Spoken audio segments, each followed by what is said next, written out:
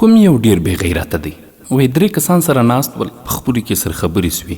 یوه ویل زه ډیر بې غیرته یم، بل ول زه ډیر بې غیرته یم، بل ول زه ډیر بې غیرته یم. نو فیصله یې په دې وته چې راسئ عملي بڼه ورکړو چې څوک ډیر بې غیرته دی. چې ګوري یوه بوډۍ ښځه را روانه ده چې امسا او لکړه باندې زور کوي روانه ده، لکړه یې په لاس کې ده. یو ور ولاړ سو، د هغه بوډۍ ښځې لکړه یې په لغته وواله.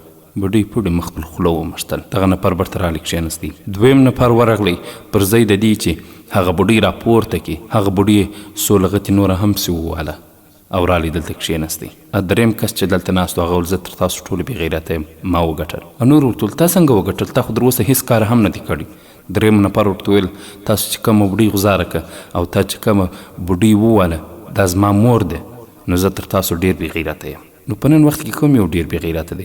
یو بې غیرته امریکا ده چې د اسرائیلو کومک کوي، او دویم بې غیرته اسرائیل دی چې په فلسطین کې د مسلمانانو نه سرکشي کوي. حتی د 5 شپو 12 شپو ماشومان له لوږې وژل کیږي او ماشومان شهیدانیږي. فلسطینیان ورځ په ورځ ختمیږي. بیت المقدس تر اشغال لاندې وي، اسرائیل په بمانو الزوي. ځوانې پیغلې او سپین سرې ښځې بې عزته بې عفته کیږي، خو د ټولې دنیا مسلمانان په رډو رډو سترګو ورته ګوري او بس.